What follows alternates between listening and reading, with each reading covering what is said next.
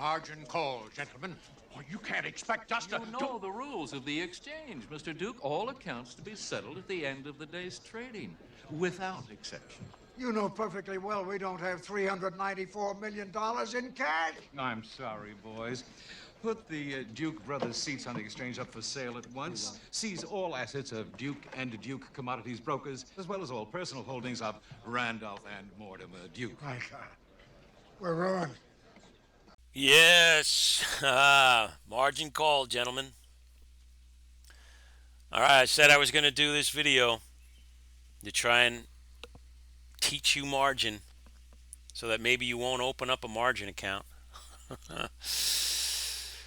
I'm sorry, boys. Hopefully you'll get a lot out of this video and you won't end up like Randolph and Mortimer Duke. But we shall see. Let's get into it. Okay, before I get into the main part of the video, I want to just cover, if you're brand new to margin, why would somebody want to open up a margin account? Well, like I'm going to talk about later, if you want to short stock, you need a margin account. If you want to engage in some riskier forms of options trading, you're going to need a margin account. If you want to trade futures, you're going to need a margin account because futures are heavily leveraged. And that's what margin is. It's leverage. So let's talk about what that leverage means. Let's just talk first about a cash account. A cash account. And I'm going to go over this again later on in the video because I'm kind of backtracking here and I don't feel like re-editing the video all over again. So a cash account. So you want to buy 100 shares of Apple. It's $200 a share, right? So you buy $200 a share. Now your long market value is $20,000, right? 100 times 200 is $20,000. Your debit is what? It's zero. You don't owe your broker any more money. This is a cash account. If you buy stock in a cash account, you have to pay it in full on settlement date. Okay? So that equals your equity. Your equity in a cash account should always be 100%, or in this case, $20,000. Equity percent, 100%. Why is your equity 100%? Because you don't owe your broker any money. You're not borrowing any money from your broker. So, if Apple goes to $220 a share, what does this look like now? Now your long market value is $22,000.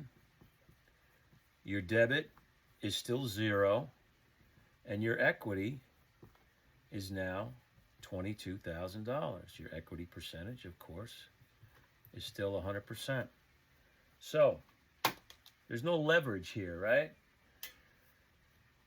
So what is your percentage return on this investment, right? Let's say you sell here.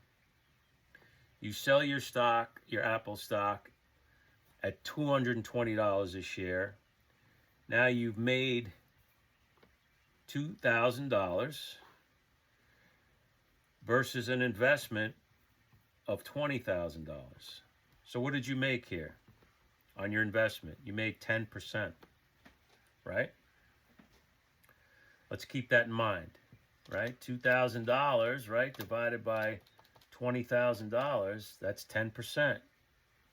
Your return on investment is 10%. All right, let's keep that in mind. We're going to do this in a margin account now. All right? Okay, so in a cash account, return on investment was 10%. Now let's do it in a margin account. Right, you're buying the same 100 shares of Apple at $200, right? So your long market value is going to be $20,000. But now, because Apple is a marginable security, The margin call, the initial margin requirement, right? And I'm going to go over this again. The initial margin requirement, the federal requirement, right? Right now, for a marginable security, it's not dollars, it's 50%, right? That's the initial federal requirement. So what's 50% of $20,000? You have to deposit only $10,000, right? You're going to deposit $10,000 in cash, and your broker still has to settle the trade, so you're going to borrow $10,000 from your broker. So your debit's going to be $10,000, and your equity is going to be $10,000, right? So what's your equity percentage? It's 50%. That's the requirement. The federal requirement is 50%. You bought 100 shares of Apple at $200. That's going to cost you $20,000. You're going to borrow $10,000 from your broker. You're going to deposit $10,000 with your broker. Your broker's going to settle the trade, and you're going to have equity of $10,000. Same scenario. Apple goes to $220 a share. You sell the stock, right? You're going to collect $22,000, right? What is your return on investment percentage? Remember, in a cash account, you had to come up with $20,000. You made $2,000, so your equity return on investment percentage is 10%. But in this account, you only deposited $10,000, right? So you made $2,000 on the sale. You only deposited $10,000. So $2,000 divided by $10,000, you made 20% return on investment. That's twice as much as you made on if you opened in a cash account, because you only deposited of your own money $10,000. Now your broker's going to charge you interest on this debit, right? But you're hoping that the appreciation in your Apple stock more than covers the interest and gives you a higher return on investment than if you opened that trade in a cash account. That's why people want, one of the reasons why people, investors and traders, want to use margin. Okay? So let's get into the nitty-gritty of the video. Okay. Let's talk about margin. Okay, so if you are trading futures, we all know futures are highly leveraged, so you need a margin account to trade futures. Okay? If you're just trading stocks in a margin account. If you want to short stock, right? If you want to do certain options strategies, you may need a margin account. Okay? So, theoretically, the people who work in the margin department of your broker are experts in margin. So doesn't it make sense, if you're dealing with something that's so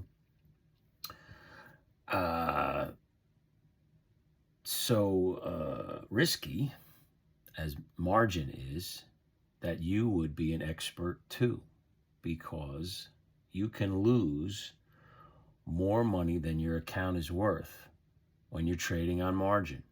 You can go what's called deficit equity or negative equity, and your broker is going to ask you for the money you owe them. And if you don't pay them, they're going to send your account into collections. Okay, so let's start off with the very first thing that I used to teach new margin I guess you call them margin clerks. They don't call them clerks anymore. They would call them associates today or whatever. So the first thing you would teach, you would want to learn, is the margin equation. What is the margin equation? The margin equation is equity equals long market value minus debit. Or you can say it a different way. You can say long market value minus the debit equals equity. So when your broker is running their reports all day long on margin accounts, right? They don't care about cash accounts, because cash account, what happens in a cash account? You buy 100 shares of stock. Let's say you buy 100 shares of Apple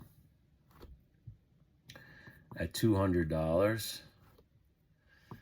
That equals $20,000, right? You pay your broker $20,000. What's your debit? Zero. You don't owe the broker any money. So he doesn't care what happens to your Apple stock. If it goes to zero, who cares? You already got your money. You already paid for it. They settled the trade, right? They don't care what happens to it in a cash account. But in a margin account, it's different. Your broker cares a great deal about what happens in your account when you're on margin. Okay, so let's say you buy a stock, right? Let's say you want to go long 100 shares of Apple, right? And the margin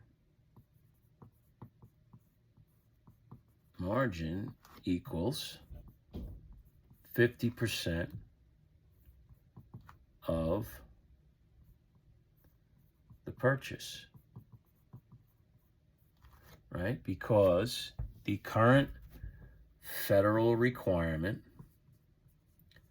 federal margin requirement, right, on a marginable security equals 50%. Right? Back in the 20s, it was like 10%.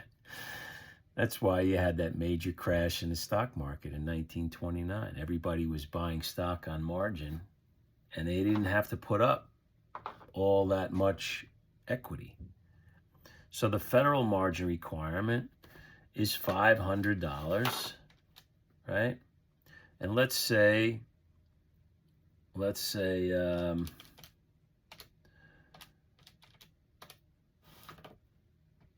Apple stock is,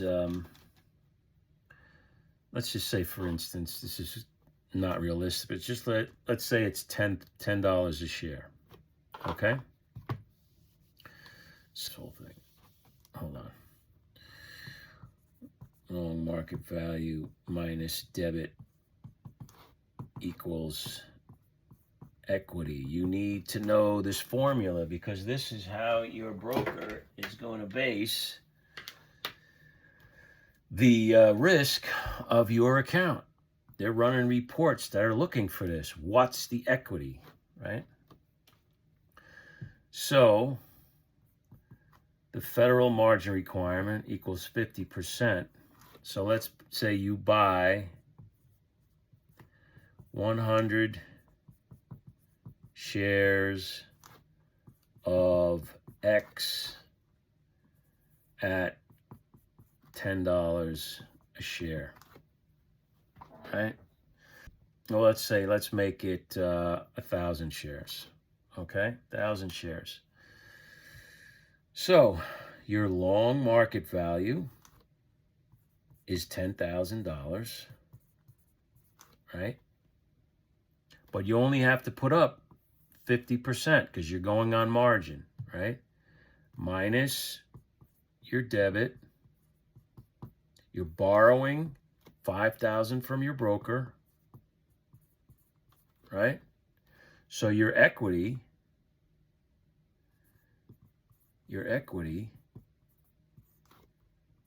is $5,000, right? If you have a house, if you buy a house for $500,000, right? And your bank wants you to put down 20%, right? What's that? What's 20% of 500,000? That's $100,000, right? So let's do this. What's the long market value? Well, the long market value of your house is worth $500,000, right? You're borrowing $400,000 is your mortgage, right? Your debit is $400,000. What's your equity in your house? It's $100K, right? Same concept with a stock, right?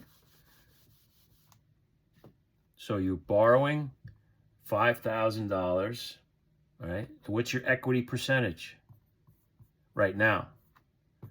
Equals 50%. So you're in compliance with the federal margin requirement, right? Exactly. Now, let's say your shares of X go from $10 a share to $11 a share, right? So the next day, your broker is going to look at his reports, right? And your account is now what?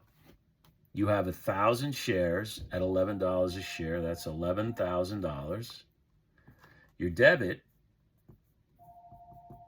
is still $5,000, right? So what's your equity? Your equity is now $6,000, right?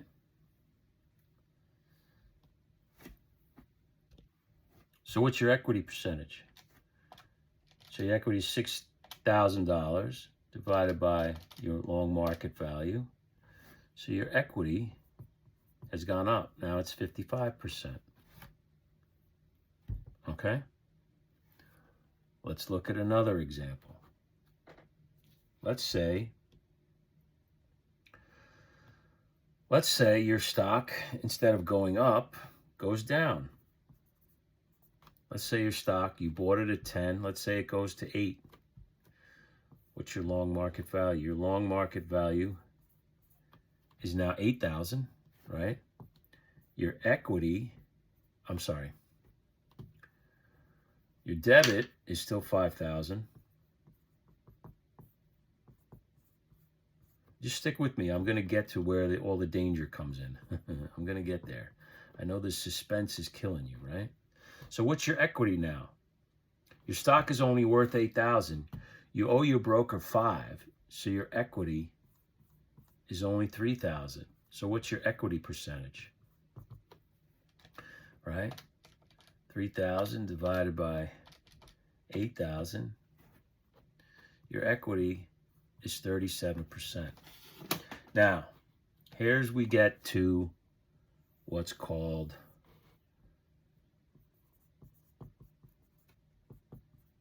maintenance margin. Now remember, the subject of this video is how your broker looks at your margin account. Okay? So, you've heard the term margin call. Really, technically, the margin call is only in the beginning. Later on, after you own the stock and it starts trading, right? It goes up and down on you. Really what you would get is a maintenance call, but they just call it a margin call. So now a broker has some choices. A broker can have what's called a house requirement, right? But there's also the NYSE requirement, right? Maintenance requirement. The New York Stock Exchange maintenance requirement. That's set by the regulators. And currently, the New York Stock Exchange maintenance requirement is 25%. If your account equity percentage gets to 25%, your broker is going to, what used to happen is they would issue you a New York Stock Exchange call, right? They want you to get your equity back up to the minimum of 25%. But the broker, they might set their house requirement at 30%. Now, this is for marginable securities, like anything in the S&P 500, good companies. It's not companies that are crap, depending on the risk that the firm sees. And the margin risk department of any brokerage firm is constantly looking at different stocks and deciding, do we need to raise the requirement? Your broker's not going to loan money on penny stocks. They have 100% requirement. But let's say this is a good company like Apple, Tesla, Nvidia, whatever. The brokerage firm can level a house requirement of 30% so that you get a little warning that, hey, you're starting to lose equity in your account. So we're going to issue you a house call, right? This is a house call, right? And then if you don't cover that, your broker will cover it. But let's say you cover it and your stocks that you own, the entirety of your account, continues losing equity, and you get to a New York Stock Exchange call, then your broker will ask you for a New York Stock Exchange maintenance call to get your account back up to 25%. Or they might want you to get back up to 30%. And they could liquidate you at any time. This is the important thing you really have to know. And you have to be aware when we're talking about margin accounts. Your broker doesn't have to contact you before liquidating your account. Read your margin statement, your margin agreement. It's in there. Trust me, it's in there. They can liquidate you at any time. All right, so let's look at an example where your equity falls below the New York Stock Exchange requirement. All right. Let's say your stock goes down to $6 a share, right? You still owe $5,000, and now your equity is only $1,000, right? You only have $1,000 in long market value above the debit that you're borrowing from your broker. So, what is the equity percentage? Right? It's like 16%. 16%. But you have to be, by regulators' rules, at least 25% equity. So what is your broker going to do? So how does your broker figure out your margin, your New York Stock Exchange call, your maintenance call? How does he figure it out? Well, if the New York Stock Exchange requirement is 25%, how do you figure out what equity 25% is of 6,000? It's your long market value times 0.25 equals the minimum NYSE maintenance, right? So if your long market value is 6,000 times 0.25, 6,000 times 0.25 is $1,500. That's the minimum amount of equity you need, right, in order to support this debit. You only have 1,000. So what is your broker going to do? They're going to issue you, let's just call it a margin call for $500 to bring your account up. Now you are as good as your broker in understanding margin. And you need, when you have a margin account, you need to be monitoring your margin account. Now, this is just a simple example of one position. The computer system your broker uses figures out all your positions, right, at once. And I don't want to get into portfolio margin. I know you've probably heard that. Portfolio margin takes in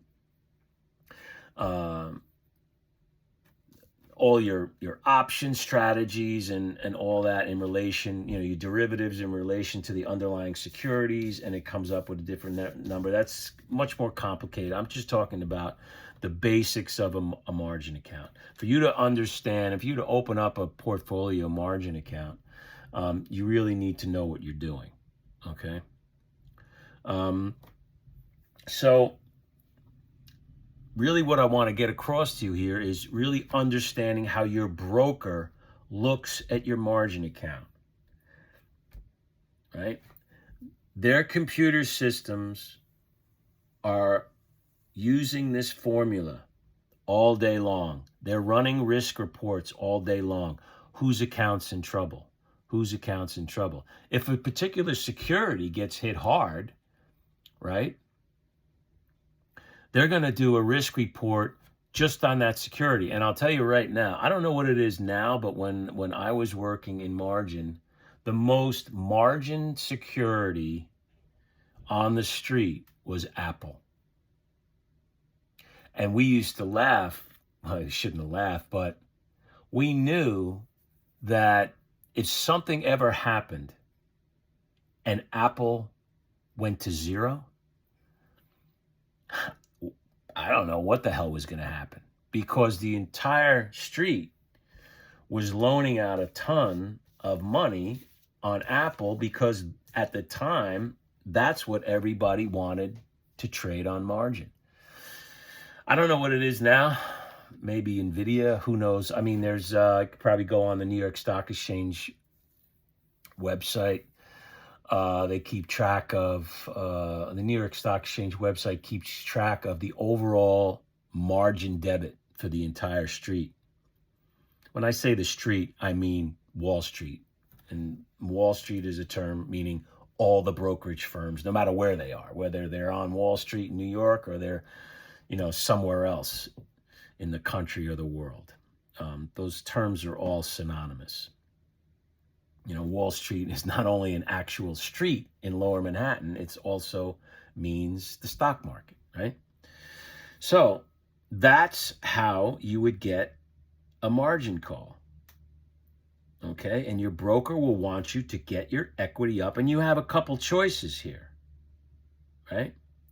You have a couple choices. You can come in with the $500 cash, but what if you don't have the cash? What happens then? Okay, so now we move on.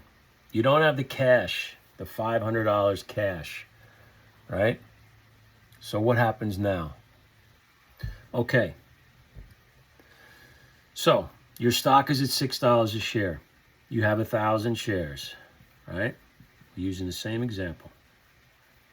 Your long market value is 6,000. Your debit is 5,000. So that makes your equity 1,000, right? How do you get your equity percentage? You take your equity divided by your long market value.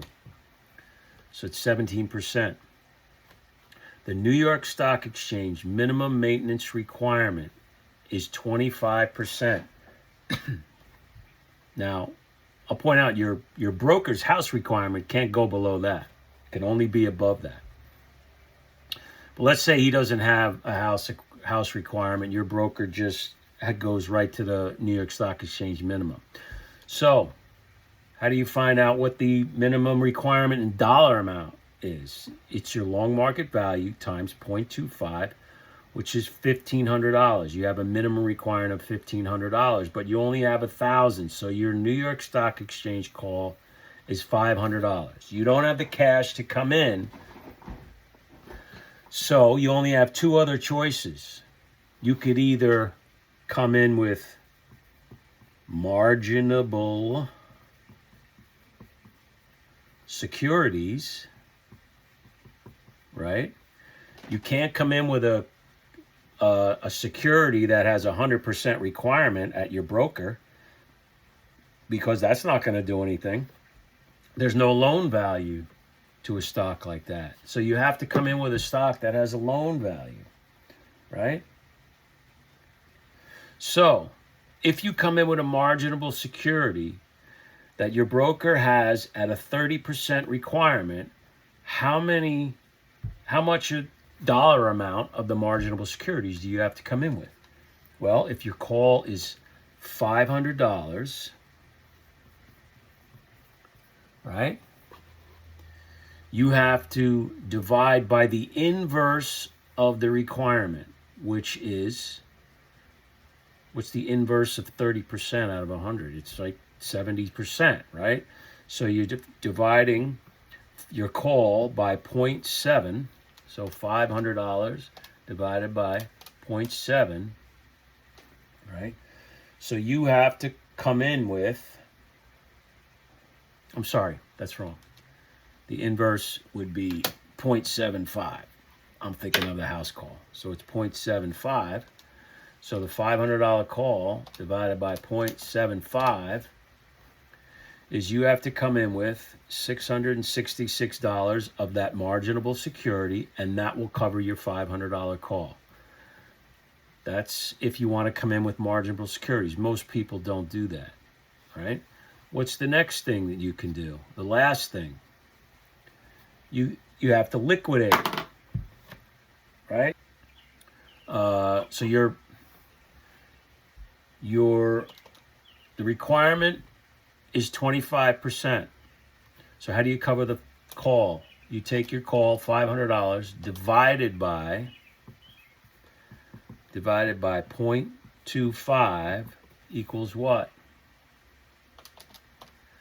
It equals $2,000. And that's how much of the stock you have to sell to cover a $500 New York Stock Exchange call. And once you do that, then what is your account going to look like? This is what it looks like before the call. All right. What does it look like after the call is covered?